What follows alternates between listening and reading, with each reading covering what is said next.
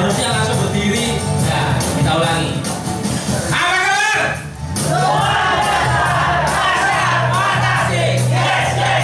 Aplaus untuk Anda semua. Siapa suruh dulu? Kita bagi berdiri dulu ya. Kita akan mulai acara ini dengan doa ya.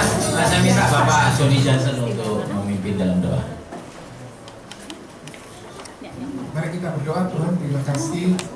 Kami mengucap syukur buat kebaikan Tuhan, dengan kesehatan yang Tuhan sudah berikan dalam hidup kami, dengan semangat yang baru yang Tuhan berikan kepada kami, sehingga kami boleh melakukan aktivitas kami setiap hari.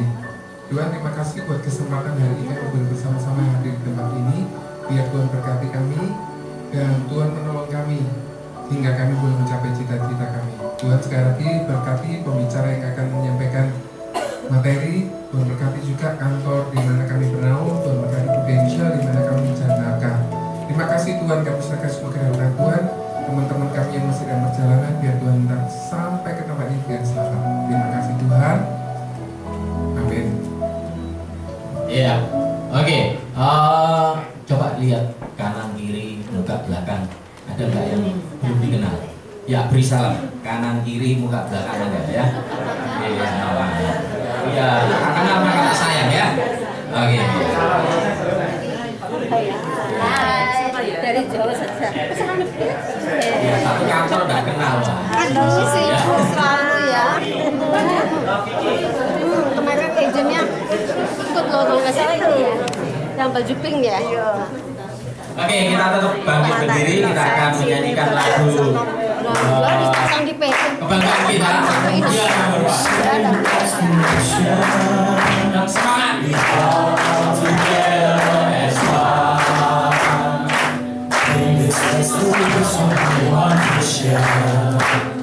And that's to be the number one.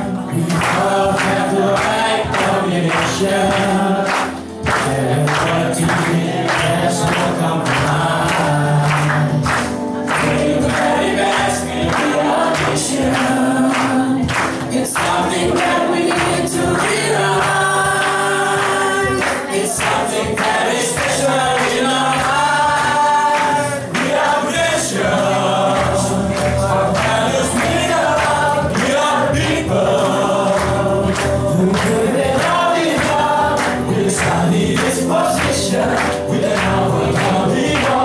Yes, we have a valid reason to believe we are number one. Take one more step.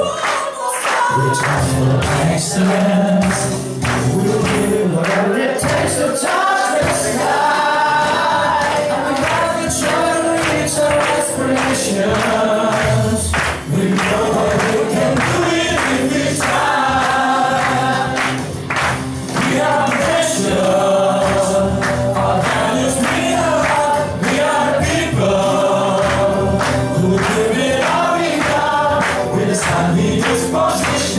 We can overcome it all.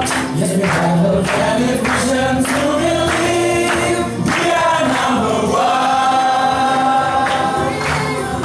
We are number one. We are number one.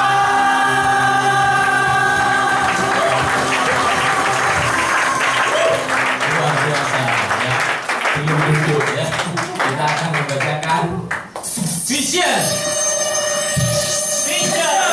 World-class agency yang menghasilkan agent dan leader yang mampu bersaing di era pasar global sehingga dapat memberikan pelayanan yang terbaik bagi para nasabah. Mission: membangun agency sistem yang profesional dan terintegrasi, dimulai dari proses perekrutan, pelatihan dan pengembangan bagi para agent dan leader. Core value: work hard and ambition, on time and discipline, responsibility, loyalty, dream big, commitment, love and sincerity, always trust, self integrity and honesty, solid teamwork.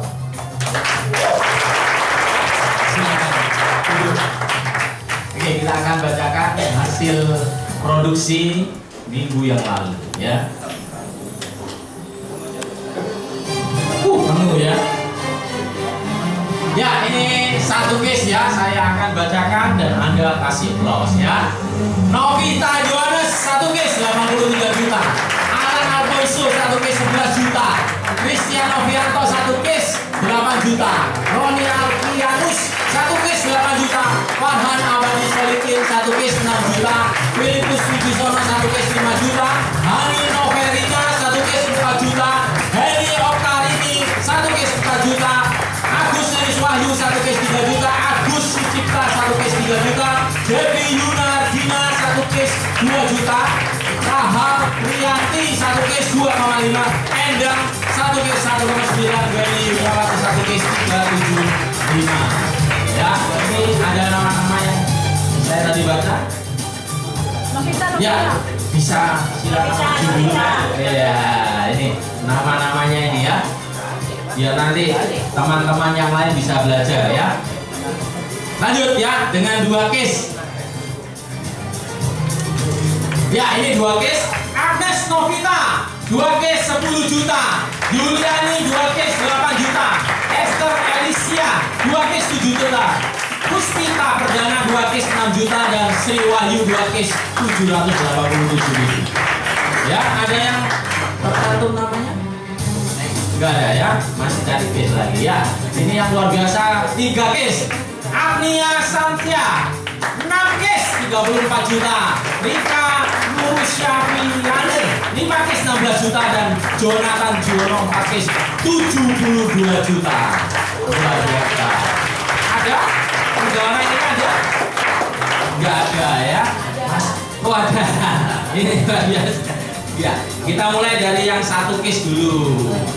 Pak, namanya siapa? Bisa kenalan dulu. Nama saya Agus Sucipta dari unitnya Pak Susilo Dianto. Iya. Saya baru bergabung di bulan Mei. Iya. Ya. Akhir bulan Mei saya baru bergabung. Akhir bulan Mei ya, dari minggu kemarin ya. Sih 1 Mei kemarin. Iya. Terus ini kok langsung 1 case ini diri sendiri? Bukan. Bukan. Kebetulan waktu saya setelah Pastat ya. Itu setelah saya dapat nomor keagenan, saya langsung coba nawarkan sekalian Presentasi ya. Oh. Sudah bisa Pak Ali? Sudah, namun ya belum sempurna Pak. Tapi karena saya juga bukannya setengah hati tapi antara ragu yakin itu tetap saya jalankan. Ya ujung-ujungnya udah ada penolakan 5 orang. Dari berapa orang? 6 sampai 7 orang. 6-7 orang Iya. ditolak 5. Yang dua? Yang dua Mau yang buat dua satunya mah, yang satunya lagi ternyata dia janjikan itu nunggu pas akhir bulan Mei kalau gajinya naik ternyata. Oh, kalau gajinya naik. Ternyata pada saat awal Juni belum ada kenaikan gaji. Oh, jadi akhirnya batal. Ya ini yang lucunya satu case ini ini yang satu tadi ya. itu nggak disangka-sangka. Ya, edukasi asuransi di keluarga saya itu sudah ada. Cuman karena ada pengalaman yang kurang bayar tapi kurang mengenakan. Jadi 2 kali asuransi, 2 asuransi itu juga tempatnya hilang, pindah-pindah. Oh, asuransinya yang hilang? Iya. Atau kantornya? Hilang, iya. Jadi saya harus menelusuri waktu itu. Saya sendiri yang kecil. Jadi berkaca dari itu akhirnya kakak adik juga akhirnya saya sendiri juga awalnya sangat kalau melihat asuransi ya seperti itulah Iya. Jadi agak negatif. agak negatif benar. Adik otomatis nggak akan mau, kakak juga kan. Jadi ketika saya gagal di luar, saya coba ke istrinya adik saya malah. Saya coba edukasi mengenai ini pendidikan. Ya. Pendidikan ponakan saya juga. Pendidikan saya sampaikan dari pengalaman saya, karena saya juga sampai saat ini gagal juga bisa melakukan asuransi.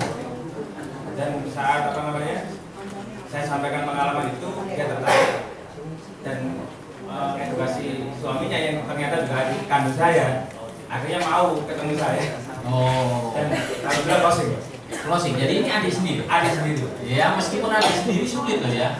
Jadi negatif. Ya. Tetapi ini luar biasa ya. Masih belum AJI sudah berani atau sudah memulai untuk aktiviti. Ya, luar biasa. Aplaus dulu untuk Pak Agus.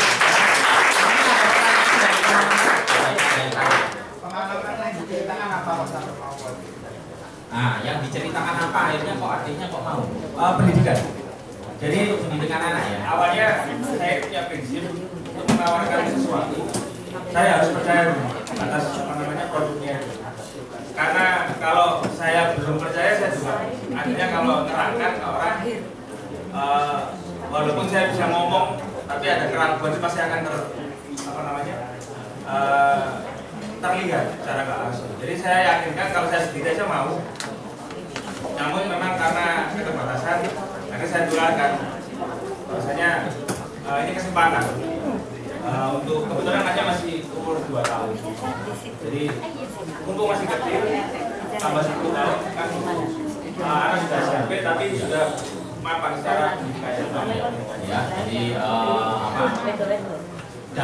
keluar dulu dalam keluarga dulu ya, yang dikenalkan, ya, yang dipresentasi, ya. Mereka memang masih mungkin ya negatif, tetapi karena penjelasannya bagus, ya, akhirnya adiknya closing ya. Oke, tidak ada lagi pertanyaan, kita berikan aplaus untuk Pak Agus kita ya. Ya, ini dengan satu case juga yang nomor 1, Bu Novita. Ya, satu case 83 juta. Ini nyari di mana nih? Ya, Kaki. Oke. Saya yang Novita ini case nggak sengaja sih dia menyerahkan diri. Jadi nasabahnya ini udah jadi nasabah saya, udah nabung satu keluarga. Terus istrinya itu waktu itu sempat mengajukan uang pertambahan jiwa 5 miliar. Terus kan sudah ditelepon, ini suami saya juga mau masuk yang UP 5 miliar. Gitu. Jadi closingnya by phone, saya kirim berkasnya keluar pulau. Ya, jadi dulu suaminya belum mau mungkin ya, tapi istrinya setelah itu duluan, ya akhirnya mau. Luar biasa, ini di luar pulau ya, by phone aja closing. Ya, ada di sini yang pengalaman seperti Bu Novita ditelepon saya mau UP 5. Saya mau surrender. Ada ya, ini lagi belajar luar biasa ya. Telepon saya mau surrender. Ada kendala sama sekali ya? Enggak sih, makanya kan sudah ikut di saya. Sudah ikut ya? Jangan loh. Ya, jadi betul-betul yakin. Luar biasa ya. Oke, ada pertanyaan? Sudah ada pertanyaan ya? Oh, ada. Ya. Pertanyaan.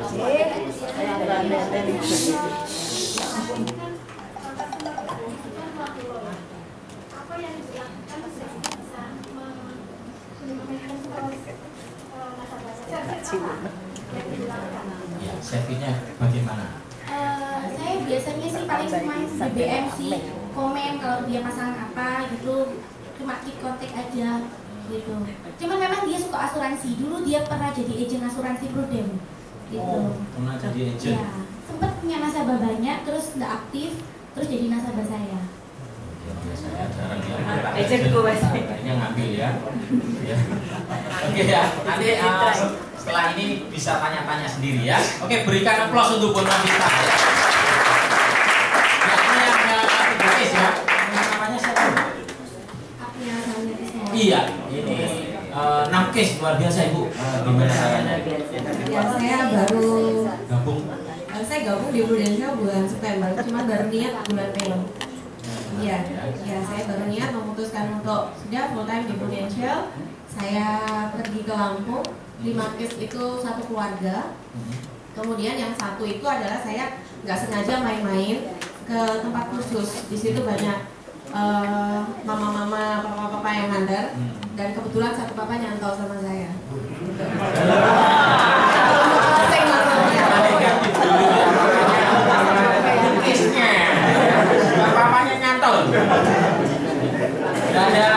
pertanyaan atau apa? Gampang aja gitu. Gimana Anda cara ngomongnya? Ya, kalau yang satu keluarga ini memang hasil referensi dari saudara saya di Lampung, dan mereka ini sebenarnya si bapak ini dulunya dan anak-anaknya semua satu keluarga di cover oleh perusahaan. Kemudian si bapak ini memutuskan untuk pensiun dini sehingga sudah nggak ada lagi coverage asuransi, dan beliau ya sadar akan pentingnya asuransi, akhirnya mengikutkan satu keluarga itu. Ya, ini di Lampung luar biasa ya. Oke, mungkin karena waktunya ini pembicaranya sudah datang ya. Dan ini acaranya kita berikan aplaus dulu untuk orangnya nanti ya, sukses dulu. Ya, ini karena pembicaranya mau diundang di London ya, jadi kita harus dulukan. Sebelum ini ditunggu pesawat ya. Oke, kita lihat sandipan beliau.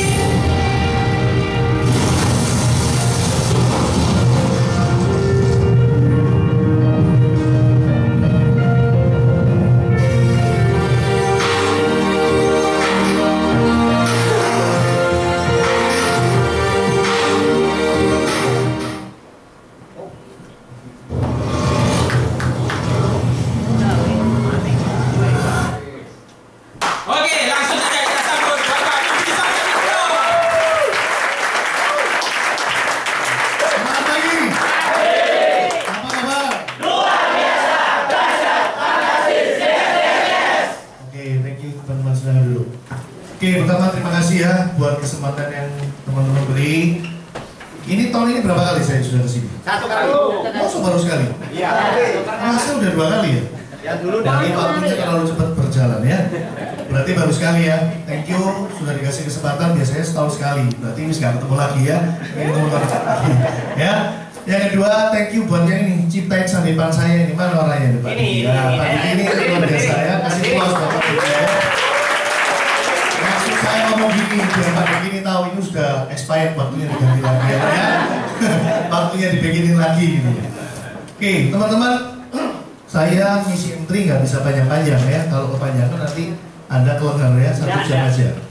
Saya mau ngasih Anda 2 hal. Yang pertama tentang motivasi, yang kedua skill sedikit lah ya. Saya lihat tadi teman-teman yang maju sudah bagus-bagus skillnya. Teman-teman kemarin kita barusan ngadain One Day Seminar ODS ya. Kita ngundang 2 orang. Saya cerita aja dari mereka berdua itu udah bakalan kasih Anda motivasi. Yang pertama namanya itu Rita ya. Rita Gustiawan, dia dari Jambi. Umur dia waktu join itu 19 tahun. Oke.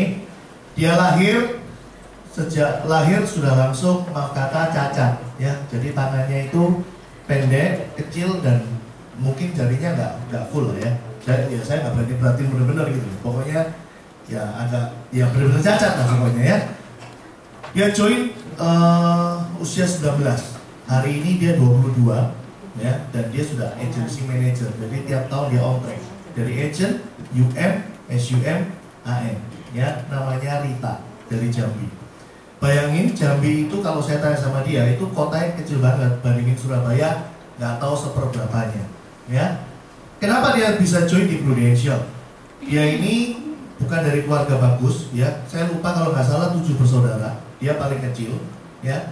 Dia disuruh kuliah dan dia kepinginnya di kuliah itu di Jakarta. Singkat cerita, barusan ada yang meninggal di salah satu keluarganya dan ada beberapa uang yang bisa dipakai untuk mungkin dia hidup di Jakarta. Tapi dia bertekad gak mau pakai uang itu gitu. Nah akhirnya dia berusaha untuk cari beasiswa. Ya, dia udah sempat kuliah. Ya semester 1 dia kuliah, dia tanya sama universitinya gimana cara saya dapat beasiswa. Dia bilang pokoknya harus 3,8 ke atas baru bisa. Dia berjuang mati-matian. Ya, dia cukup pintar. Tapi akhirnya cuma 3,68. Tetap gak dapat beasiswa. Nah, dia pikir-pikir dengan sisa dana yang ada, kalau dia terusin sampai nanti lulus gak bakal cukup. Putus tengah jalan juga percuma, benar kan? Nah, akhirnya dia berusaha cari kerja, gak mau kuliah, percuma menurut dia. Kerja gak ketemu-ketemu sampai akhirnya ketemu gak sengaja namanya Prudential, intinya gitu. Ya, nah singkat cerita dia berhasil, tapi dia mengawali start, dia jadi agent, dia pulang ke Jambi, dia nggak mau di Jakarta. Ya, jadi dia jadi agent, selesai training, dia pulang ke Jambi. Nggak ada kantor loh ya waktu itu. Singkat cerita hari ini agency manager.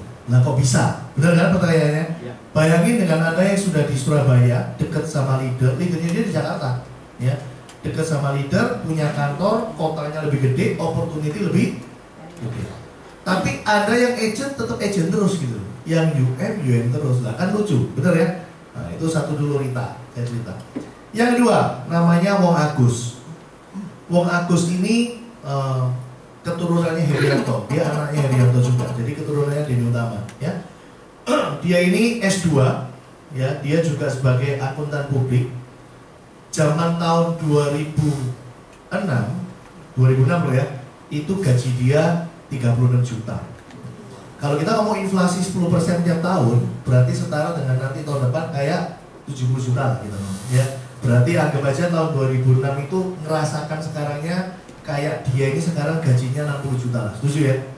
Nah, dia selain kerja ikut orang, dia juga swasta lah ya. Dia buka sebuah counter, dia di closing sama Herianto sebenarnya. Singkat cerita, perkembangan si Herianto makin lama makin enak, bisa beli ini, bisa beli itu bikin dia ketampar. Kok kerja asuransi bisa kayak gini, gininya gitu. Ya, singkat cerita dia datang ke BOP, singkat cerita dia join jadi agent Prudential. Tapi ya biasa, yang disuruh maju istrinya. Jadi istrinya dulu yang maju. Bulan pertama 60.000, dia ketawain istrinya. Bulan kedua mulai 400.000. tetap diketawain gitu. Bulan ketiga mulai 3 juta, dia kaget. Dia kan orang akuntan, dia ngitungnya bukan 3 jutanya. Ini tiap bulan dari 60.000, 600.000, 3 juta. Dihitung-hitung percepatan berapa tahun lagi, wah bisa kalah dia punya income. Bingung dia malah, ya kan? Akhirnya dia mau lagi datang ke BOP yang kedua. Nah kali ini dia lihat si Herianto income berapa, Denny Utama berapa zaman 2006. Ya akhirnya nyemplunglah dia di Prudential. Ya, dan akhirnya hari ini dia juga besar. Ya, dia punya Pro Inspiring di Jakarta. Itu keturunan Herianto. Nah, teman-teman, satu hal, kalau Anda mau sukses di Prudential, Anda mesti benerin dulu beliefmu. Ya, benerin dulu. 2 orang yang saya ngomongin ini mewakili semua lah leader Prudential se-Indonesia yang sukses. Karena beliefnya kuat, ya keyakinan kepercayaan dia kuat terhadap apa? Ya terhadap semua. Jadi belief ini bukan belief apa, tapi belief juga kepada Prudentialnya, belief kepada leadernya, belief juga kepada produknya. Ini bikin dia sukses. Nah, kadangkala ada yang hari ini duduk di sini mungkin dengan gampang mulut ngomong belief sih belief lah Pak, percaya. Tapi tingkah lakumu tuh nggak beneran percaya. Buktinya ya, dengar perusahaan A ngeluarin paling murah Anda udah bingung. Bener nggak? Pak, dengar perusahaan itu lebih murah loh Pak. Loh, ya wis jualan lo sana lah kamu bingung sana lebih murah. Bener nggak? Teman-teman ibarat gini loh. Anda kalau ngomong sana lebih murah, ibarat gini, Anda hari ini salesman-nya Mercy, Anda compare sama salesman-nya Datsun misalnya, jadi jelas beda. Ngerti ya? Tapi masa marketingnya si Mercy komplain, Pak kok kita kalah ya sama Datsun? Tahu ya maksud saya? Anda mesti punya kualitas gitu loh. Anda bisa lebih mahal, pasti ada kualitasnya. Nggak mungkin ada samain semua. Ngerti ya? Nah, contoh lah sama. Saya dulu waktu join di Prudential, terus ya. Tadi Andreas mah nggak apa-apa ya. Suaramu sih enak, kok suaraku sih enak ya. Teman-teman lu sini situ enggak. Nah, teman-teman, siapa yang sudah tahu background saya sebelum saya join Prudential? Siapa tahu pesertanya baru semua? Nggak ada yang tahu? Atau siapa yang nggak tahu saya dulu pertama di Prudential? Banyak yang nggak tahu. Siapa yang nggak punya tangan? Nanti tanya dua-dua loh, nggak ada yang tahu. Tahu lagi ya? Siapa yang tahu saya dari dulu? Angkat tangan. Karena tak balik. Siapa yang nggak tahu saya? Oh, berarti saya cerita dulu, ya. Cek. Nah, ini begini. Memang suaraku sih nggak enak kok. Oke, teman-teman. Jadi ini, saya cerita dulu ya. Saya ini dari awal sebelum di Prudential, saya punya satu pola pikir dulu, ya. Anda harus tahu dulu.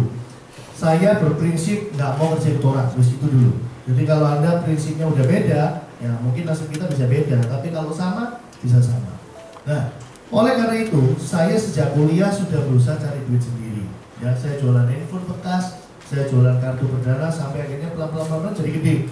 Mulai dari saya nempel di WTC, tokonya orang, kok nomornya api, saya iklankan sendiri, cuan. Ya, kayak gitu, tambah lama tambah gede. Singkat cerita, sampai tahun 2002, toko ini lumayan penghasilannya 25 juta per bulan. Ya, agak gede dikit, jadi aku nggak perlu ngomongin. 25 juta per bulan. Nah, akhirnya saya menikah, ya akhirnya saya beli rumah. Ya rumah tadi itu rumahnya benar. Nah, setelah saya menikah 2002 bulan 6, ya tiba-tiba kerjaan saya ini tambah lama tambah merosot. Kartu ini tambah lama kok tambah murah. Karena nikmatikan hari ini 1.000-2.000 dapat. Zaman dulu kan enggak.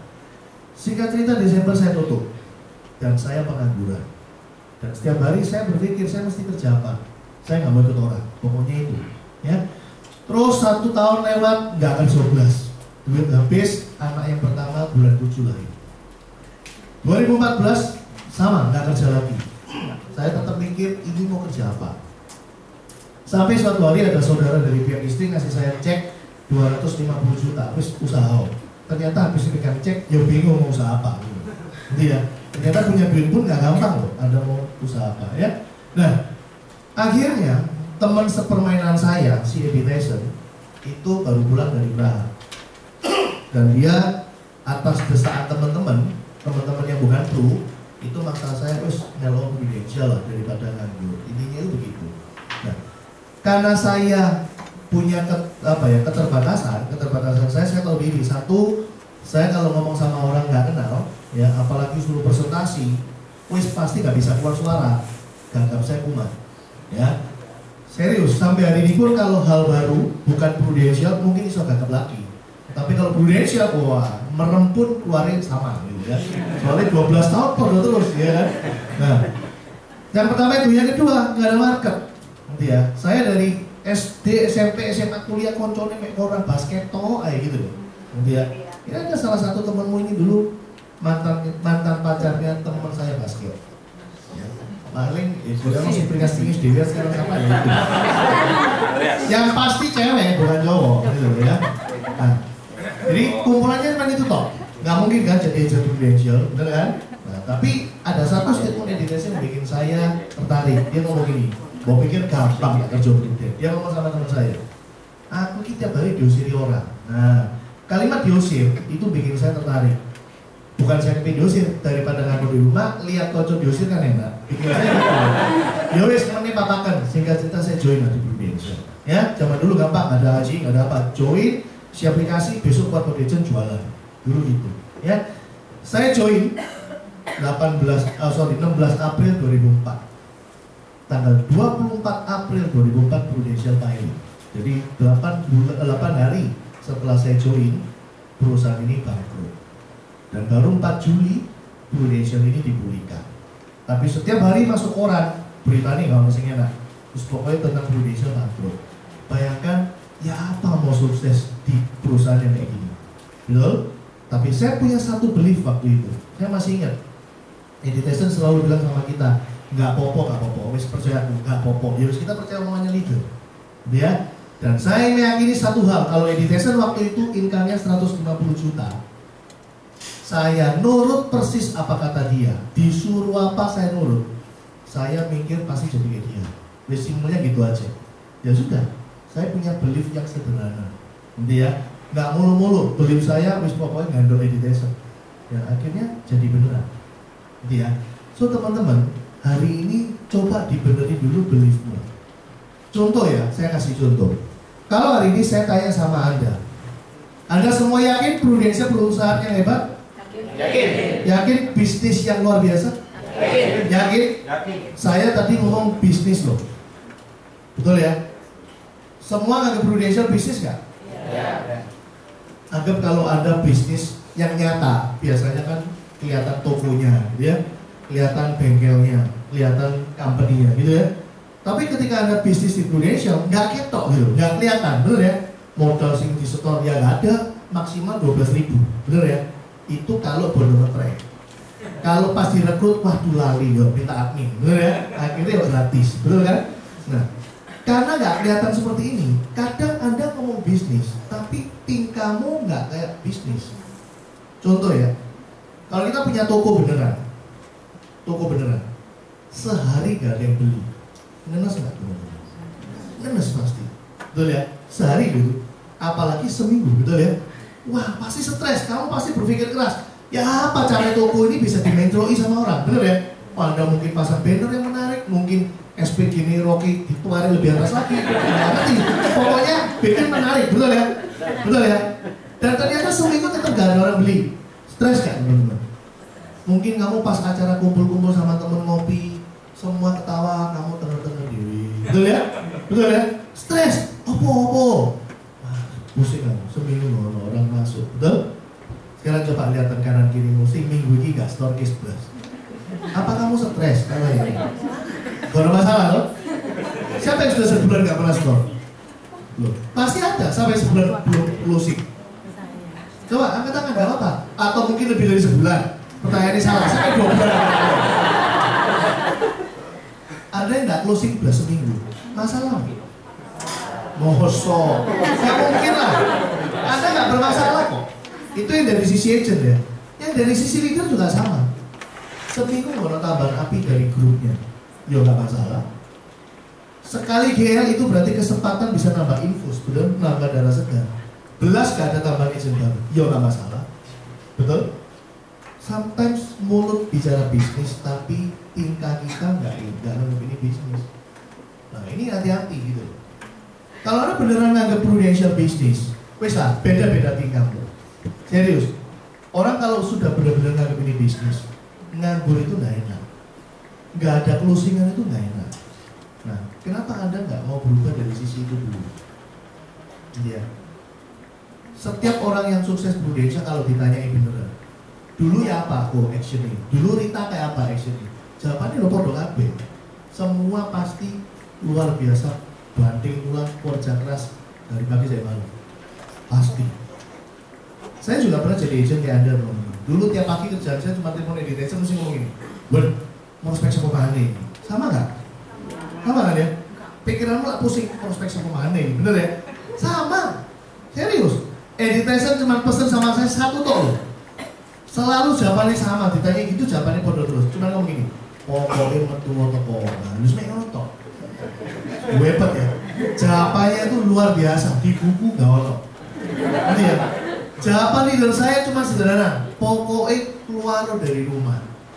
Dan bodoh saya ngikuti apa pesan saya. Saya keluar beneran. Putar-putar ke arah goblok, serius. Sampai kesasar, sampai Bangil, saya pernah. Beneran. Dan saya berhenti di Bangil, akhirnya saya door to door. Gak ada hasil juga. Saya saking nganggurnya, dulu ada ADS kita namanya Pak Rudi. Saya tahu jadwal dia mau ngadain fastat di Madiun. Tak ikuti sampai Madiun. Kenapa? Loh dia di sana fastat, saya kumpul. Intinya saya nggak mau nganggur, situ aja. Karena dibalik apapun action saya pasti menghasilkan sesuatu. Mungkin saya tambah berani, mungkin saya tambah fasih, ya toh. Kalau kita udah biasa ditolak, masa takut ditolak lagi? Ngapain biasa ditolak, bro? Ya kan? Sama orang nggak kenal aja berani ngoceh, apalagi sama orang kenal. Saya mikirnya gitu. Ada teman saya tahu, dia sales besi, lagi keliling ke Lombok. Saya ikut ke Lombok. 5 tahun. Hasilnya ya gaul lagi. Waktu itu malah Indonesia lagi jelek, Sarnef lagi bagus di situ. Saya ngomong dari Indonesia, wah di Loyola, nggak apa-apa. Semua saya alami, gaul hasilnya semua. Tapi saya tambah berani, tambah pede. Teman-teman, beliefmu benar-benar dulu. Ya, beliefmu. Karena saya yakin kalau ini sudah beres, pasti beres semua. Nah, sekarang pertanyaannya, Pak, ya apa cara nih prospek? Mau saya tiap hari bingung mau prospek sama, betul? Nah, saya kasih jawabannya simpel. Kalau Anda tahun ini mau PCC, sorry, saya mesti kasih tahu Anda. Anda mau PCC, Anda harus punya market, baru bisa PCC. Kalau nggak punya market, jangan mikir PCC, daripada Anda putus asa, nggak mungkin. Anda pikir aja startup. Kalau nggak punya market, startup pun masih bisa. Jadi, coba dihitung ya. Kalau startup itu 450 juta, ya, kita anggap sekarang ada Juni, Juli, Agustus, September. Oke? 4 bulan. Berarti 1 bulannya berapa? 120 juta. Berarti 1 minggunya 30 juta. Ngedeng dong. Anda kalau ngelihat 30 juta per week closing, Anda bisa muntah darah, betul ya? Bisa stres langsung, betul ya? Anda jangan mikir di sini kalau bikin goal setting. Caranya gini. Kita kasih dulu kondisinya, ya, kondisi. Closing, Anda harus yakini itu 1:1. Asal yang di prospek memenuhi 2 syarat. Ya, yang pertama harus punya duit. Menurut Anda ya, punya duit. Yang kedua, menurut Anda bisa diajak omong. Kalau 2 ini terpenuhi, sebenarnya closing tinggal sekarang dibalik. Anda enak nggak diajak omong sama dia? Itu aja. Nanti ya, teman-teman, saya nggak ngomong closing ini berapa preminya loh. Saya cuma ngomong closing. Minimal premi berapa? 300.000 kan sebenarnya. Sehari cuma 10.000 kan. Logikanya bisa nggak sih kita ambil duit orang 10.000 sehari? Bisa. Cuman kalau kemampuan 3 juta, masa Anda mau ambil 300, itu loh maksud saya. Ya, sekali lagi saya nggak ngomong premi, saya ngomong pokoknya closing. Bagi saya 1:1. Kalau saya tahu bapak ini nggak ada duit kan nggak mungkin kita prospek. Kalau saya tahu bapak ini nggak enak diajak omong, ngapain saya datangi? Ya, tapi yang saya nggak bisa hindari adalah saya nggak ngerti berapa lama butuh bisa di closing. Ada yang minggu ini, minggu depan, 2 minggu, 3 minggu, bahkan ada yang setahun, betul ya? Nah, saya anggap aja dengan average 1 orang prospek itu butuh 3 minggu. Berarti saya kali 3. Berarti saya butuh 90 juta nabur per week. Nah, sekarang tinggal dilihat ya, kalau asumsi yang di prospek misalkan 750.000, anggap berarti EPE-nya 5 juta. Berarti butuh berapa ini prospek? Berapa? 18 ya. Masuk akal nggak? 18 dibagi 5 hari kerja, nggak masuk akal teman-teman. Belum yang kamu follow up, nggak cukup pasti.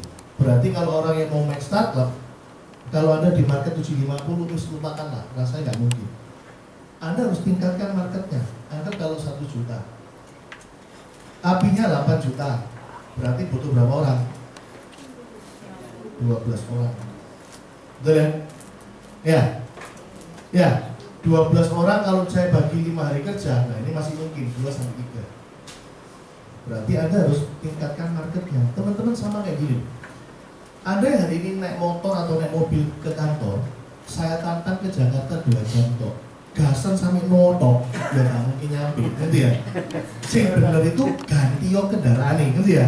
Ya naik pesawat. Sama kalau Anda mau startup, jangan ngotot main di pasar yang sama terus gitu. Kalau 750 nggak bisa, ya harus ganti market. Karena mau startup ya harus coba market yang minimal 1 juta. Ngerti ya? Tahu nggak teman-teman? Berarti kalau ada yang mau ini ya harus bermain di sini.